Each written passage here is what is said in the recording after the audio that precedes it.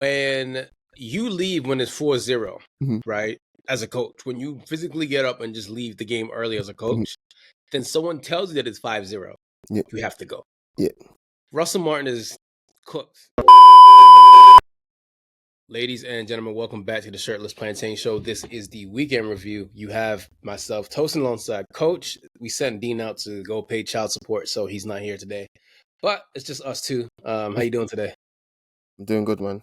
I'm Yeah. doing good. You can tell it's not the best weather in London right now. So yeah, I'm doing I good. mean, when do you guys ever have good weather?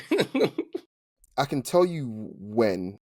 It's not for a very long time, but there's always a specific 48-hour period somewhere between June and September where we have amazing weather for 48 hours. Yeah. And that's So it. We got London weather in New York right now. It's gray yeah, and rainy all day. So I felt like I was 11 years old again, but yeah. it's neither here nor there. Let's go to Italy. We're going to start off in Serie A. Atalanta beat Cagliari 1-0. 10 straight league wins for hmm them. And that is a beautiful thing because Adamo Lookman didn't have to score today. Zaniolo was the one who scored. He got the only goal in the game, came off the bench. Carnesci scored, had a really good save, bunch of saves. But end of the day, Atlanta is way more talented than them. Gasparini, he's always finding one of those like striker midfielder types and always getting the best out of them. Yeah. I know you mentioned something about them in the beginning before we recorded, but I want you to kind of expound on that and let the people know what you observed in them.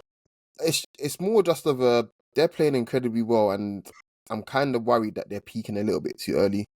Like they're sprinting now, which is fair enough. Sometimes if you can run away with a league, run away with a league. But the Italian league is way too demanding and way too what do you call it, unforgiving. If you're not going to be right in the second half of the season, like they've built, like to me, they already secured Champions League football for next season already. That's not even an issue. I'm just kind of worried a little bit that they might not have enough in the second half of the season to maintain this. But by far, they're the most entertaining side in the league and easily top 3 in Europe right now in terms of just watching them play. And at the moment, look, when you have a forward who is, doing all the right things and he's just scoring goals kind of thing. And then on top of that, if he doesn't score, you've got someone else that can step in on a day like this. You're doing well. But that's just my main worry. I hope they don't run out of gas, but I'm just kind of scared that they will. On a note on Adriano Lookman, I saw his video with Nita Manua, and it was beautiful. He's really taken to Italy very well. He's even got the Italian terms down right. I'm sure he can speak a little bit of Italian by now too. Probably, surely. Yeah. Udinese, Napoli. Udinese went up 1-0, and Napoli said that's enough. McTominay had a really, really good assist to Lukaku. Thank God Man United won because United fans had been talking about that all weekend. So really good through pass from him, and David Neres and Anguissa put it away, and that was that. So good for them. They only got one game a week because they're not really in any other competitions anymore. Special. Yeah. They got knocked out of Coppa Italia. Yeah. They don't have any Europe, so they just league game after league game is all they got. Juventus and Venezia. I paid attention in this game because Venezia, low key, I love them. But ever since they switched their kits to the Nocta kits, I haven't really been a big fan. Juventus, they were up 1-0, and I was like, okay, cool. Game wrapped up for Juventus. Went to go look on the scoreboard, and I was like, wait, it's 2-1. I was like, wait, what is happening? What is happening? And then, obviously, towards the end, Juventus got a last-minute equalizer, 2-2. They are unbeaten in like a whole bunch of games. Juventus haven't lost, but it's Literally, a whole bunch of they haven't lost this entire season, right? But what's funny about that is, they're essentially 9 points off top, by being unbeaten. So you have to win games. You can't just be unbeaten. You actually have to win your games. So They got more draws than Calvin Klein. yeah. But it's just not looking good over there for them. And their fans at the end, man, they all had beef with their fans, and it wasn't looking good with Vlahovic and all those guys. So, Torino and Empoli. We bring this game up because Che Adams probably scored the best goal of the week. It was basically from half field, and it looked like a half-court shot in the NBA in a weird way. Like Steph Curry leans his body to the right to make sure it goes in. When he shot it, he was leaning the goalkeeper. The goalkeeper was like, messed up. But Che Adams, 1-0, and that's all that matters. He's taking like a duck to water in Italy, so good for him. A lot of people should be leaving England more. Go enjoy the finer parts of Europe. Como and Roma 2-0. Como scored 2 goals in 90 plus minutes. I'm sure Cess is happy. You're not happy that Cess is happy, but It is what it is, man. You can't win no more, man. Like, but yeah, it's not looking good for Roma, man. They like one day they're super high, one day they're super low. But it's just bad. Bologna and Fiorentina. I brought this game up because of a guy called Jens Odegaard scored the winner. Well, Odegaard, but yeah, his name is very similar to Arsenal's captain. Odegaard. Yeah. So it made me giggle a little bit. But yeah, Fiorentina, they were flying high. Now they got knocked down. So that was Italy. Milan did draw 0-0, but I didn't want to bring it up because that Couldn't game give a was shit, very, man. yeah. Seriously. But their throwback kids are pretty nice. I'll say Yeah, that. They're, yeah, beautiful, beautiful gowns. So for that's sure. really that. Today we have Lazio, Napoli, not Lazio and Inter. Excuse me. Yeah. That game is going to be fun. Lazio are flying, and it's very weird because Lazio have a lot of black players, and that's not something you usually associate Lazio with. Yeah, you just wouldn't, man. Yeah. Can we get a Serie A standings before we move along? Sure. So we've got Atalanta, you spoke about, on 37 points. Napoli on 35 points. In second. Inter are third, 31 points, but they technically have 2 games in hand. And then Fiorentina and Lazio are also on 31 points as well. Juventus are 3 points behind them on 28 in 6th place. There we go. Going over to Germany, Mainz, they beat Bayern Munich 2-1. Coach, go ahead. The floor is yours. The floor is it, man, because I want to say 2 things. The one time I need Bayern Munich to actually win a football match, they go and fuck me. That's what they go and do, right? The second thing is, you do it against the team I need relegated more than I need air. Like, honestly, yeah, man. I really hope Bayern Munich don't win the league this year. They don't deserve to win the league. You don't lose to Mainz. You just don't. Doesn't make any sense. But you know what it is? That's this sort of loss. I feel like is always on the cards with Company. He's always one game away from this sort of result with Company. That's what I've come to learn just watching his Bayern team. So yeah. So apparently, this Bayern side has the same amount of points Thomas Tuchel did last season. Yeah. So. And we saw how that ended. Yeah, Bayern Munich need to pull the plug. Yeah, that's what you need to do. Not really. I'm just pissed off. They rotated though. Upamecano was on 4 yellows, so Company rotated. They do have a game against Leipzig next week. Kim made too many errors, bro. Yeah, that first goal was all on him. Just made way too many errors, and I don't know, man. Kim looked really good with Napoli, but at Bayern, he has really high highs, really low lows, and it's just be neutral, man. Be level headed, but hey, it is what it is. Leverkusen, they beat Augsburg 2-0. Martin Terrier scored the second goal of the season, and of course, Florian Wirtz does what Florian does.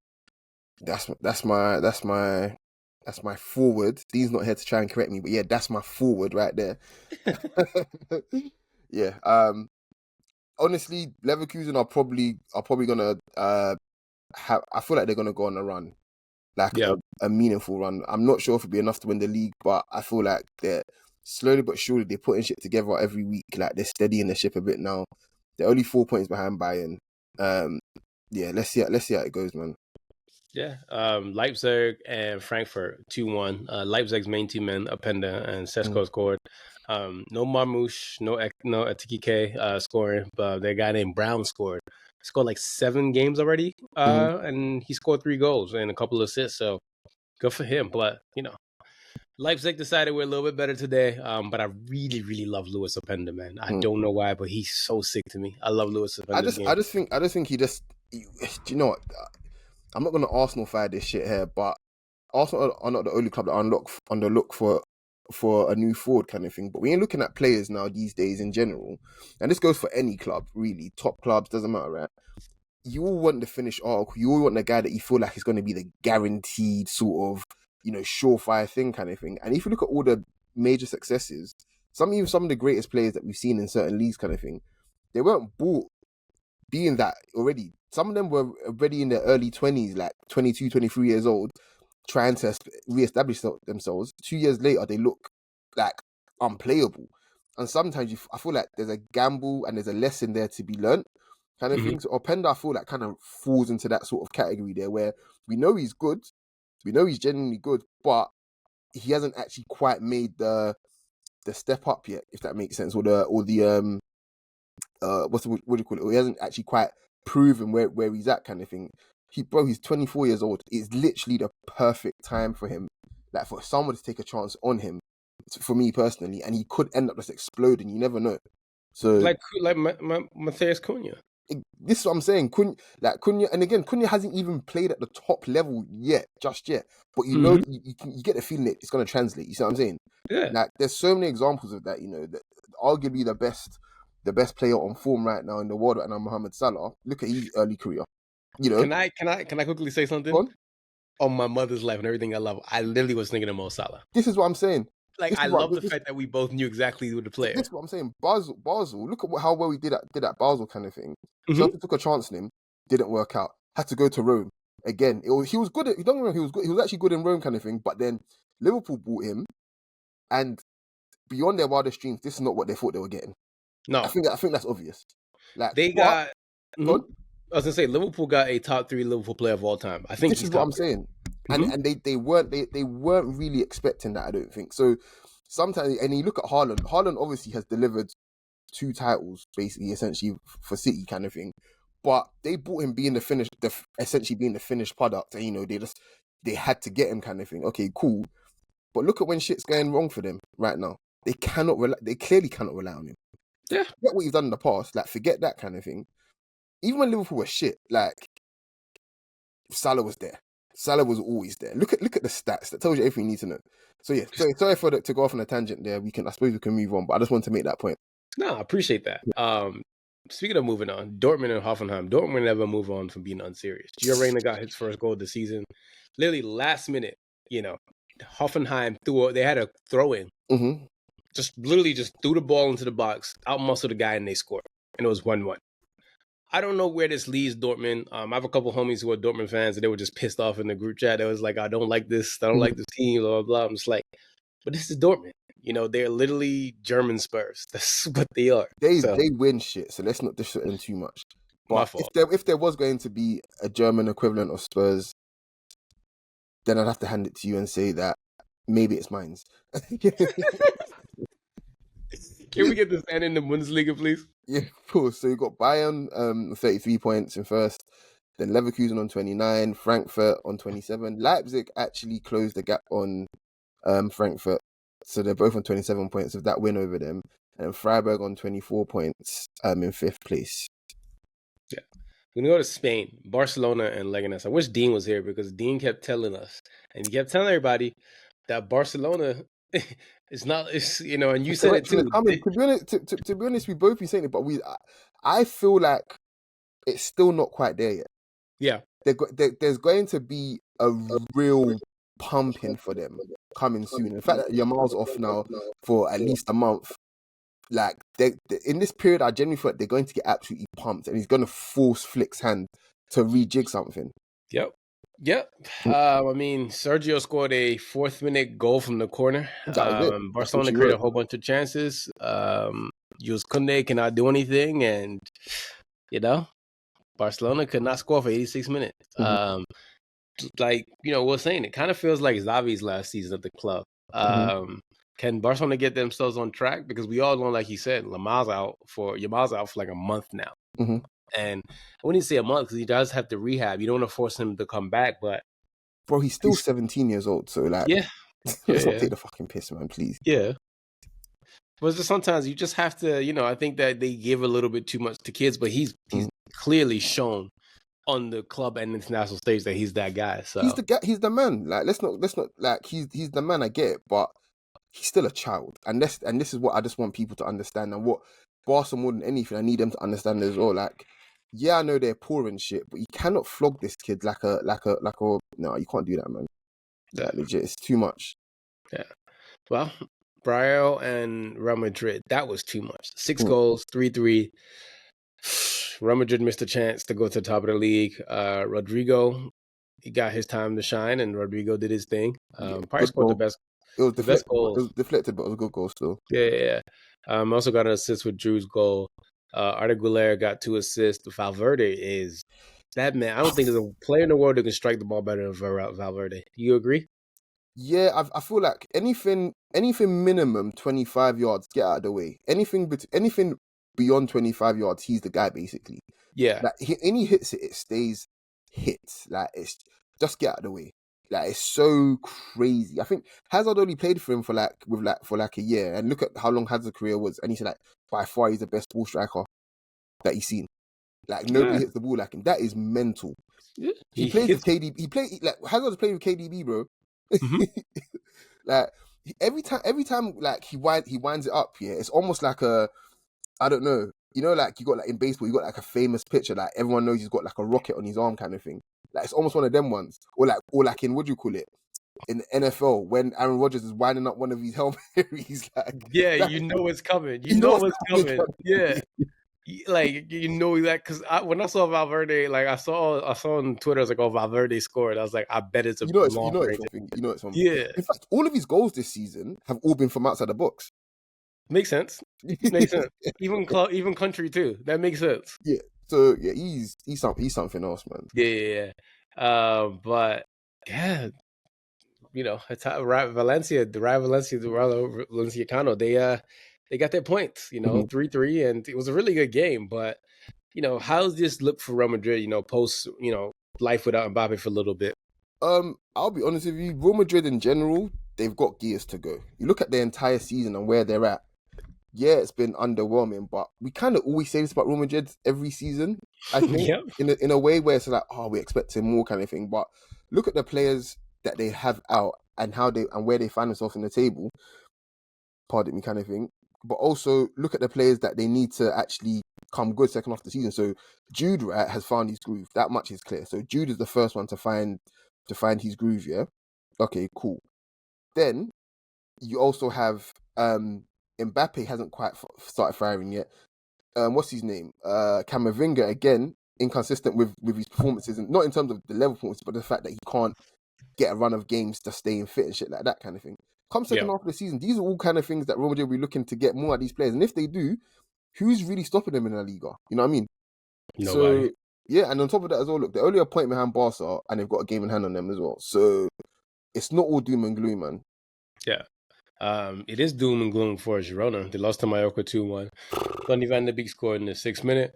They got a red card, Mookie for Mallorca. And Kyle Larin got what he does. Kyle Larin scores. And they lost Girona 2-1. And it's not looking good for those guys over there. Yeah. Mallorca, again, I feel like they're embarrassing me a little bit because I've been talking about, you know who, about the Yellow Submarine for a little bit. Now Mallorca are ahead of them in the league. And they lost well. Credit to them, they're doing well, man. And Villarreal lost to Betis, by the way. There we go. So yeah. Atletico Madrid and Getafe. Sorloth came off the bench to get their 6th win in a row. They're in the title race now with the big two. Simeone, again, he's lurking. He's looking. I mean, their form, like outside of their form kind of thing, if you're looking at individual players kind of thing, like Griezmann is playing incredibly well. Like, in fact, all of their forwards are playing quite well, actually. And I just need to just do my maths quickly, right? So they have won in the league. They have won. Oh my gosh. They've won. Yeah. They've won 1, 2, 3, 4, 5, 6. 6 in a row in the league. Yeah. 7 in a row in the league, yeah. So, and you look at their scores, like all their forwards are scoring, bro. Alvarez is scoring, Griezmann is scoring, Soloff is scoring. Like, they're doing well. And to give credit to Simeone, even though we talk about him as a defensive coach, he always makes sure that he always gets the best out of his difference makers, his forwards. Like, I know a coach that can do a little bit of that still. Don't be shady. I'm just saying, man. Don't be shady. Ligue 1. Let's go to Ligue 1. Let's get the what's it called, by the way? You can't skip the standards, of course. Apologies, people. So yeah, in Spain, like we said, Barcelona and Atleti are both on 38 points. We did only a point behind them on 37, and then Athletic Bilbao on 33 points. Mallorca on 27 points in 5th place. Mallorca's doing things like Samuel Eto'o's back. Yeah. Fair enough. Let's go to Ligue 1. PSG beat Lyon 3-1. Dembele, Vitinha, and Ramos scored, but that's not the story of the game. The story of the game is Zadoué. Yeah. I want you guys to go somewhere, find a comp of him against Lyon. That boy is a keeper of the flame. He made Neymar proud. He's a very incredible player. Something about them Ivorians, man. Just something about them Ivorians. Just incredible player. And do you know what's crazy as well? Just going back to the point about Openda and forward and stuff like that, PSG seem to keep getting these sorts of players, right, in the forward areas that they're taking chances on kind of thing. And the returns aren't always, what they hope for kind of thing. But it's one of those ones where potentially, if they leave at the right time kind of thing, they could end up actually making a great career for themselves kind of thing. And I feel like Doué probably kind of fits in that bracket. Like he's probably going to be there at least another couple years. You see how it goes kind of thing. But if it doesn't work out, he's still very, very young enough to make his name somewhere else, potentially blow up. The kid is special. He's ridiculous. Yeah. Brest and Nantes. They beat Nantes 4-1 and they're bouncing. They finally got a winning league on. Sima, Abdullah Sima, he got 2 goals towards the end, in 88th and 93rd minute. So they beat Nantes handedly. So good for them. Very good for them. Marseille and Lille 1-1. Marseille controlled the game for the most part, but they finished with a point because of a late equalizer from Diakate. So, hey, unfortunate for Nasty Men FC, but fortunate for us that they didn't win. So. Yeah. I just want to go on record to say that 2 first names didn't score this weekend, but that's okay. I wasn't bringing it up. I'm just saying he's still the top scorer, and it doesn't matter. He can take a week off. It's fine. Hey, listen, if Marcus Thuram scores, there's no doubt I'm going to find you. Yeah, it's fine. He's got more goals in the league than Thuram anyway, so it is weird. Can we get to the standings? Yes, please. PSG on 37 points. In first, Marseille on 30 points, tied with Monaco on 30 points. Lille on 27 points in fourth, and Lyon on 25 points. Thank you for that, Coach. Appreciate that. But yeah, let's go to England. A lot of drama in the Premier League. We're going to start off first with Gary O'Neill and Russell Martin. They both got sacked. I want you to kind of wax lyrical, and please tell me how you feel about these sackings, how you feel about everything. Well, the first one I think we'll get to is obviously Gary O'Neill being sacked. I think the writing was on the wall after the West Ham game, essentially. Like, we knew it was already going to happen, but we called that El Sacchio, basically. But the way your captain loses his head, right, after that sort of game, basically. Talking about Cunha? No, it was Lemina, I'm pretty sure. He's not the captain anymore, Lemina. Yeah, no, but I'm saying at the time when he lost, he stripped him of it, basically. So when your captain's doing that kind of thing, that kind of lets you know that the dressing room isn't all there with you. Then it happens the second game in a row with Ait Nouri. Yeah. And it was bad. Like, having to be carried away like that, it was bad. So that kind of let me know that, okay, yeah, we're probably going to get a comunicado official on like Monday morning. Them niggas didn't even wait. They were like, he needs to go now. So yeah, good luck to him. Like, I feel for him because the summer wasn't great from Wolves at all, and they lost, they lost Kilman, obviously Cunha's there, but it's not enough, man. They're not the same sides. Can I talk about Russell Martin quickly? Because no one has something to say. Go on. When James Maddison scores in the first minute, you're finished. Yeah. When you leave when it's 4-0, right, as a coach, when you physically get up and just leave the game early as a coach, then someone tells you that it's 5-0, you have to go. Yeah. Russell Martin is cooked, and he had to leave. It was generally one of the most Barclays moments of all time. Genuinely, the fact that I think they raised, like, they had to get like a security hoarding around him, around the technical areas, like shit like that. It was a very peculiar game. But just back to the point about James Maddison. James Maddison scoring against you lets you know a couple of things. You are totally and utterly shit, and you're not offering anything, because James Maddison tends to only play well when things are perfect conditions for him. And the worst thing you can do as a team is make things perfect for James Maddison, because you don't have to do much to stop him. You have to make sure that things aren't particularly comfortable for him. But the moment that, you sit off him and you're not pressing and stuff like that, he looks like the best player in the world. He thrives in those conditions. You know what I'm saying? When things are tough, you don't want to see, like, that's why Ange was dropping him for so long, because things are tough for Spurs, and he's like, yeah, I can't rely on this guy. So like Southampton should be relegated for making life very easy for James Maddison, as far as I'm concerned. He's got a brace. This is what I'm saying. He's got a brace. He's got a damn brace. That's no. Yep. So basically, with those two managers, they're cooked. But however, with that being said, I think that Wolves are going to get Victor, some Portuguese guy. They hire so many Portuguese people over there. That's what they do. Yeah. That's what they do. So yeah. Let's talk about the Premier League fixtures. The first game, Arsenal-Everton, that ended 0-0. We have two Arsenal editions out, Coach live from Emirates, and we also have Coach and Dean talking about the game. So please, if you haven't watched that, please go watch those two videos. Coach, I'll take it from here. I do not like Arsenal. I think everyone knows this. I'm a professional Arsenal hater, but I have a soft. You don't tell us every week, bro. It hurts when you say that, Tosin. Genuinely, it does hurt. Thank you. No, but I do have a soft spot for Arsenal. But I when I was watching that game, the thing that frustrated the most about Arsenal is that they need a few more forwards to help out Bukayo Saka. He can't do everything by himself. And I'm looking at that left space. And I mentioned before we recorded this that I think that Adriano Lookman will be sort of the perfect player on that left side. I think Lookman now, like we were mentioning, like certain players you should take chances on. Lookman is at that 27-year-old age where his contract expires next summer. And he's obviously English, but plays on the Nigerian national team. And he's a London boy. And I think that he will be good for Arsenal on that left side. I truly think he'll be good for Arsenal on that left side. But Arsenal need another forward. I think Arsenal are missing Ben White also in a weird way. People don't deep, like, sorry to cut you there, but people don't deep just how good Ben White is, and the fact that people cast him aside because Timber is also fantastic.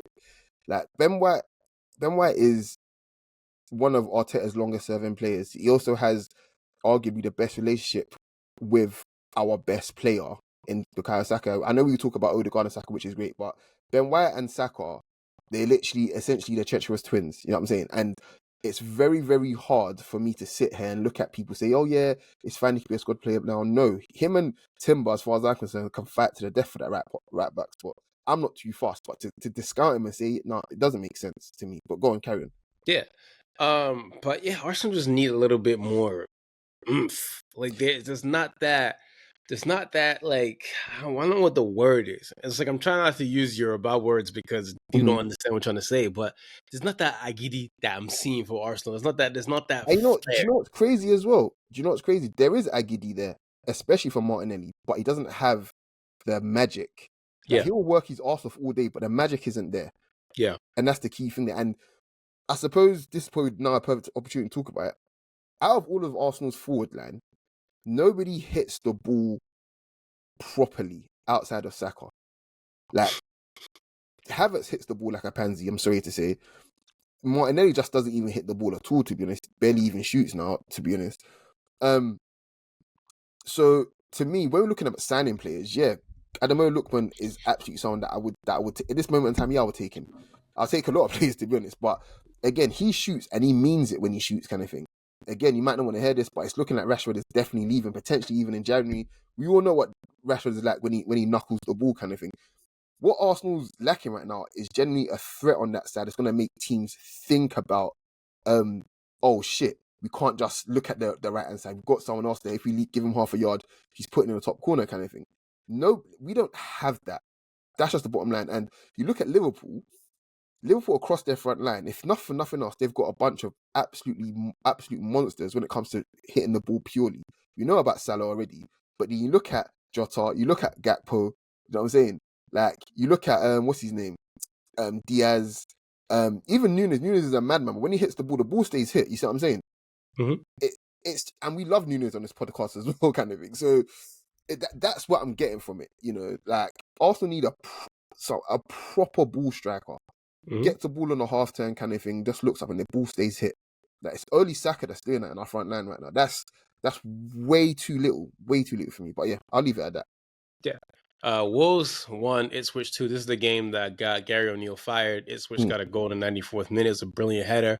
Kuna's goal was actually really good. Doherty just loves giving away own goals, man. He's probably had the most this season.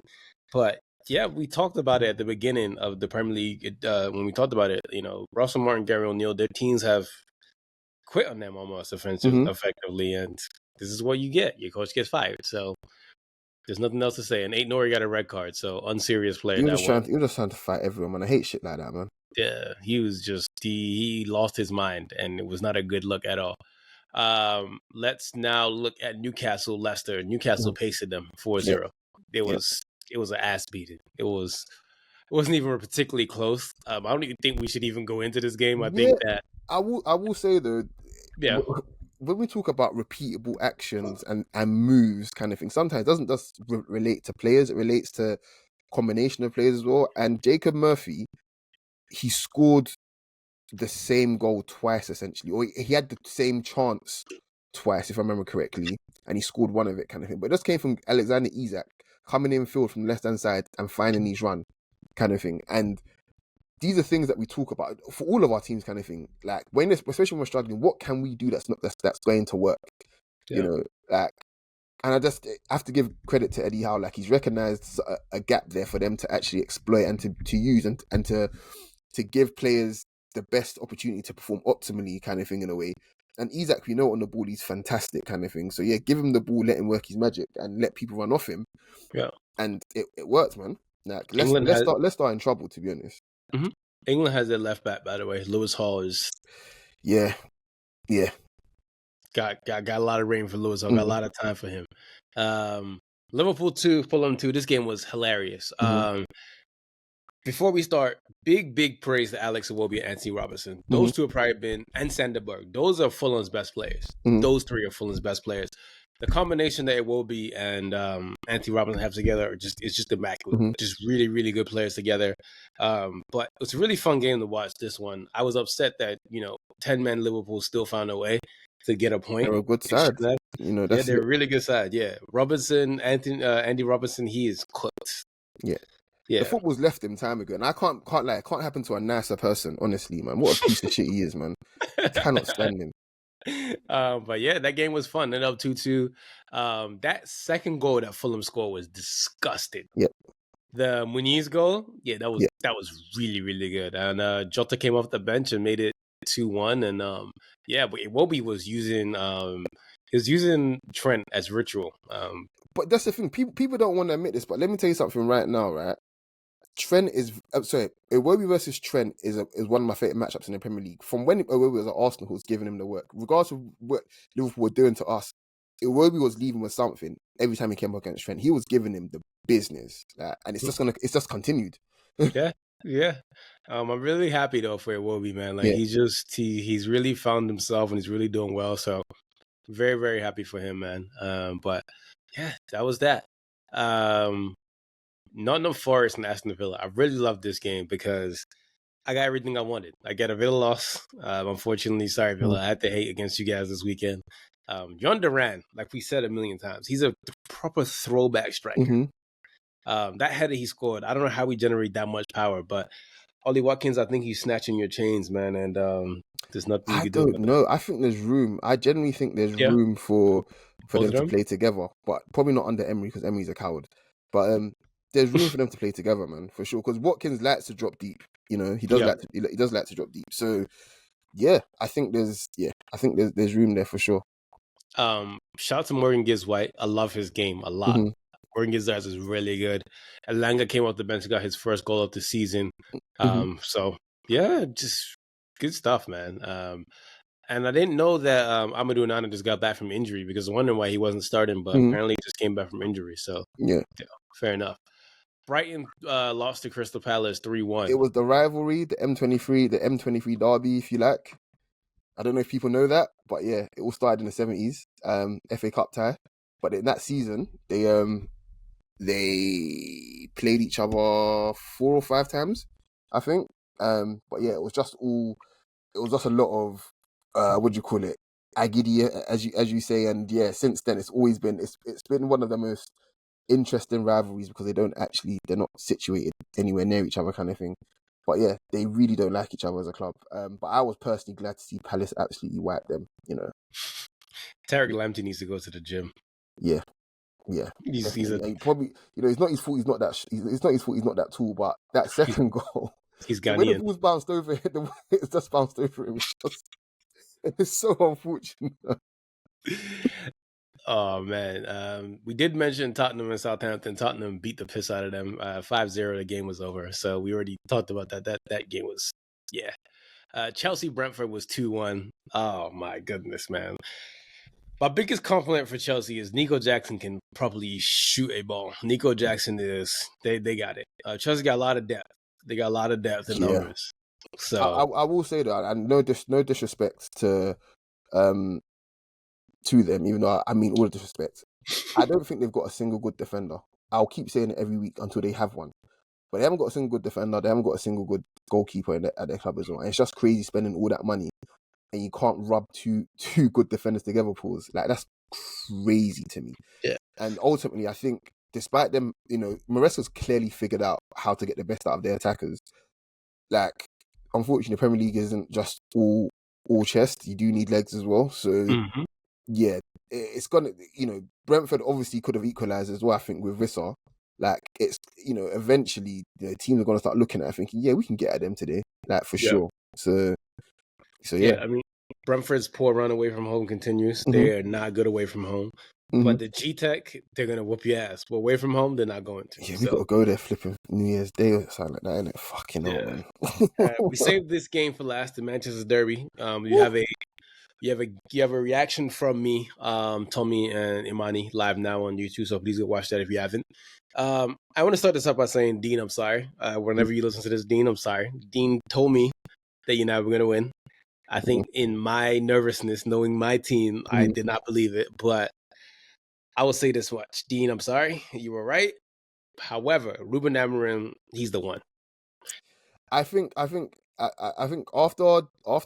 Arsenal match, like I wasn't even in full trolling mode because it wasn't a thing where I was like, oh, it's more the same kind of thing. There was a clear difference, a clear difference. Despite obviously Arsenal still being a better side and obviously running out winners kind of thing, I just knew that okay, this man clearly knows what he's doing, and on top of that as well, he's not even trying to buy into any sort of hype kind of thing of, oh yeah, it's an Arsenal United thing kind of thing. He's just focused on trying to get his players up to speed as quickly as possible. He could worry about the rivalry shit later on kind of thing.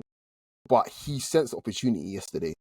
City are so bad right now. And even despite the fact that he dropped Rashford and Garnacho kind of thing, like he still sensed opportunity there. And it's very, very important that when you make a decision like that, the immediate result after that has to be a win.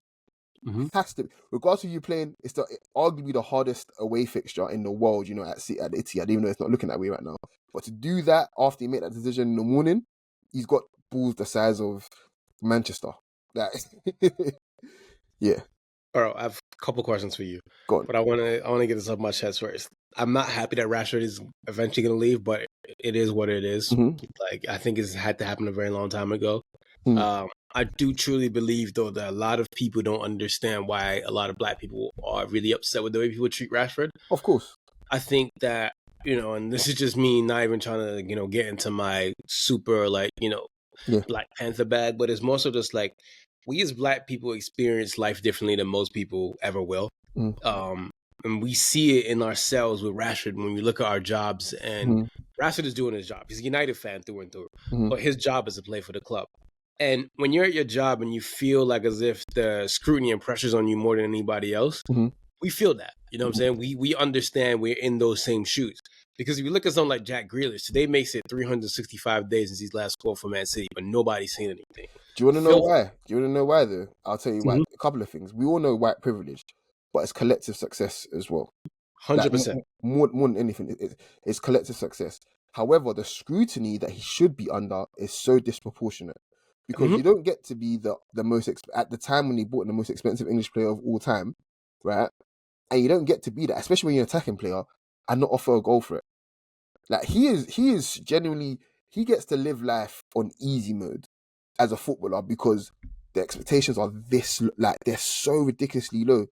When you compare him to anyone else, Rashford included, anyone else kind of thing, and it's like, you have to be 10 out of 10 every week. And if you're not, look at the way he dresses. Look at Jack Grealish is happily out there drinking on camera, like whenever you see him, pretty much all those and shit like that kind of thing. And the moment Rashford puts on a choker, even though a choker is not for me kind of thing, the moment Rashford puts on a choker, oh, look at him, he wants to be a rapper, he wants to be this kind of thing. And to be honest, this is a very boring conversation to have anyway, but because we've spoken about this at least 5-6 years in a row kind of thing. But it's got to a point now where it's just like, yeah, he has to just leave.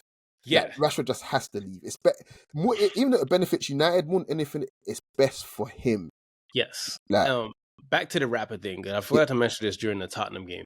Tim Sherwood, not Tottenham game, during the Chelsea game, Tim Sherwood basically said, someone looks like a rapper. It was Jackson. It was Nico Jackson. What the fuck is that? Yeah, I mean, Klopp's done it before with Mane as well, so it's par for course for a certain demographic. So yeah, but like, back to the whole Rashford thing, man. United fans are so dumb because they look for a scapegoat, and I've said this a million times. I've been a United fan since I was 5 years old. We can't ever look at the issues from a sky view down. We try to look at it from the bottom. It's like, yo, the real issue started because of a damn horse. Again, the club sold to the Glazers, and they made horrible decisions. I was 19 years old when we got Gabriel Obertan. We got Obertan on that. And that's when I knew, okay, we're not keeping Tevez. Something is clearly wrong up top. So you look at Rashford and want to blame him. Rashford's issues is that nobody came in to support him. You were trying to make shit work in a shit team, and it's whatever. Anyways, outside of that, United beat City. I'm very happy, okay? Lisandro Martinez looked amazing in that less in the back row. Yeah. He looked amazing. Absolutely. And this is the thing. Lisandro Martinez on the ball is fantastic. And Amorim is so far, he's trying to get the best out of his most trusted players and what they can do kind of thing. And you don't get more reliable on the ball at Man United than Lisandro Martinez, to be honest, outside of Ahmad, obviously. But platform that sort of player there, then, okay, you know that the manager knows what he's doing. Then on top of that, you supplement it by clearly, and to me, this isn't even hyperbole, probably the last 2 years, if I could find my messages in the group chat, I've been calling Ahmad the best player at United. And not just because I was taking a piss. No, genuinely, like, at the club, Ahmad is, like, let me be very clear on this, right? And I don't care how this makes people feel. He's a better footballer than Bruno. Like, easily, too. Let's just be clear on that. Bruno doesn't even come close to him. Let me tell you something. Italians were praising a teenage, he wasn't even 17, 16 at the time. They were praising a 16-year-old kid, a black Italian. Italians are praising a black kid. When Italians praise black people like that, you know there's something special. I'm telling you, like, he's been the man. He's done it in the Championship, kind of thing. Like, whether you want to play him on the right, whether you want to play him in the middle, he's just good. He's just good at football more than anything. Like, let's not overthink it. He's just good at what he does.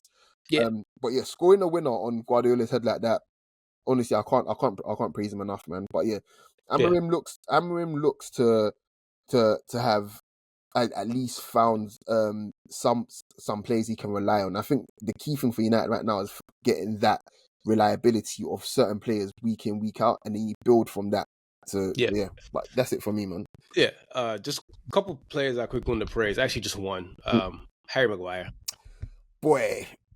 Harry Maguire. I want to say Ugarte as well. Ugarte looked good, but Maguire, listen, man. Sir Baz, I wouldn't even be mad. If they gave him a new contract, I wouldn't even be mad. Here we go again. It's a roller coaster.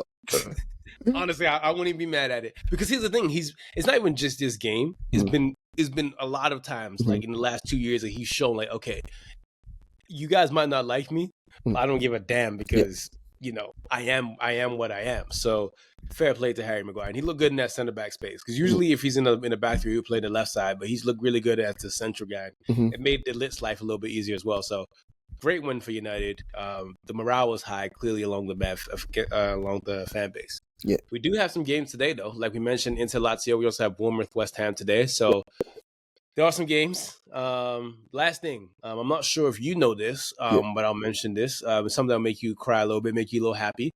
Adriano had his last game at the Maracanã, and they did an AI voice of his dad. AI voice of his dad, and it was so beautiful, man. It was so beautiful. So let's get the standings in the Premier League, and then we can wrap this up.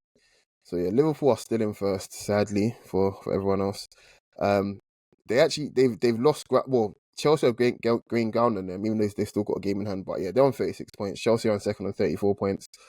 Arsenal are third on 30 points, and Nottingham Forest are fourth on 28 points. Yeah, fuck Man City, bro. Yeah. For myself, Tosin and Coach, we're out. Everyone take it easy. Don't forget to like, comment, share, subscribe, All of that. please. I don't care if you share with your cat, your dog, your mom, your aunt. Share it with somebody, please. We really appreciate you guys for all your love and support. We're out. Everyone take it easy. Peace. Peace. Hey folks, this is Dean from the Shirtless Plantain Show. Don't forget to subscribe, comment, and follow us on all our socials. You can see them right beneath our recordings in every video. Thanks again, and see you on the next one.